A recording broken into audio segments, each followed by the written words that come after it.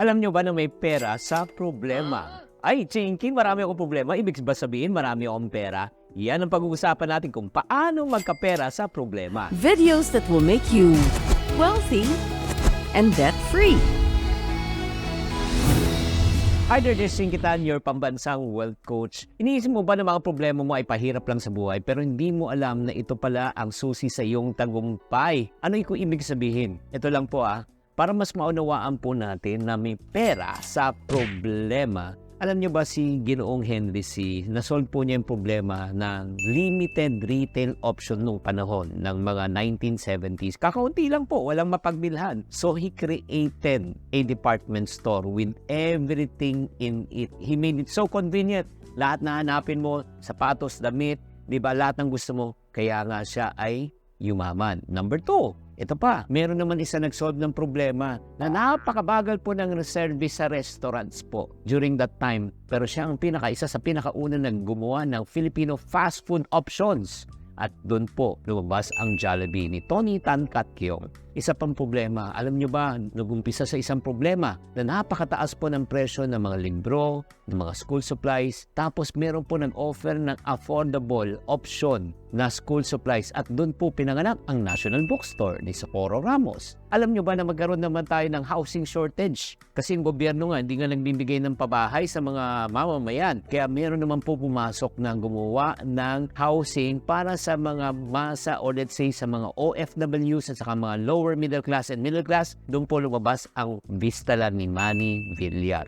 At last but not the least, marami na pong mga chicken pero lahat ng chicken ay fried. So, ang mga iba ayaw ng fried, gusto ng healthy. At may naglabas po ng chicken meal na ang ginagawa ay grilled na po, grilled. So, hindi na po siya fried, healthy na po siya. Doon po lumabas ang Mang Inasal na walang iba kundi si Edgar Sia. Grabe. Kung makikita nyo, kung may problema, may opportunities. That's the reason why kung ikaw may problema ka ngayon, be grateful for problems.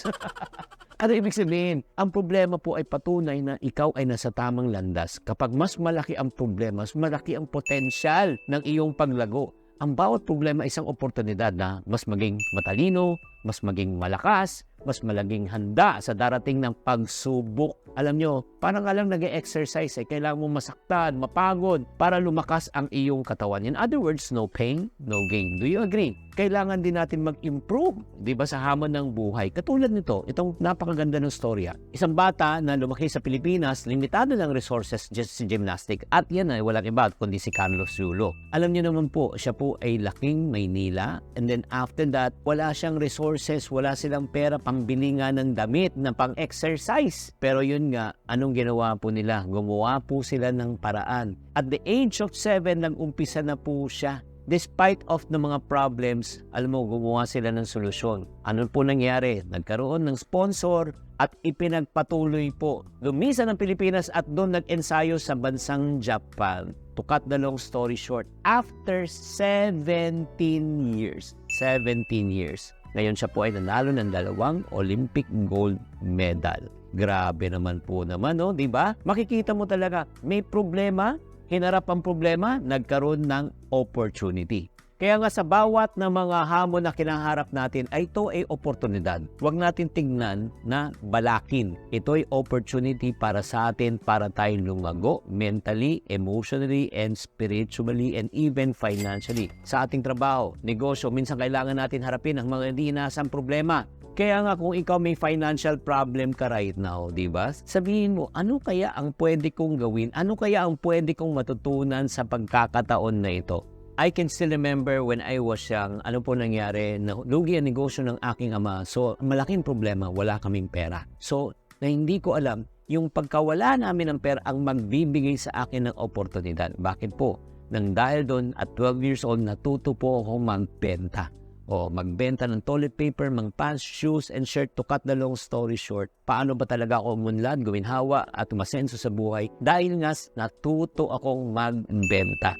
Kung hindi dahil sa problema na yon, alam nyo, mangyayari yun. Probably hanggang ngayon, hindi pa ako natututo sa buhay. Kaya nga, kapatid, kung ikaw may pinagdadaanan kang problema, minsan iniisip natin na mas mabuti na lang ipag-pray natin na mawala ang problema at umiwas tayo sa problema. Pero sa totoo lang, na hindi mo alam, pag iniiwasan mo ang problema, iniiwasan mo ang opportunity na kumita ng pera.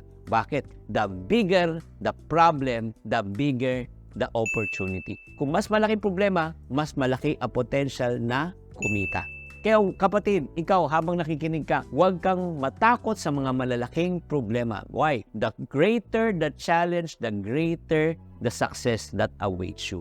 Kaya nga kung ikaw naharap sa isang napakalaking problema right now, tatandaan, maghanap ka ng isang malaking problema, maghanap ka ng magandang solusyon sa iyong problema. At pag yan na solusyon mo, ikaw ay magkakapera.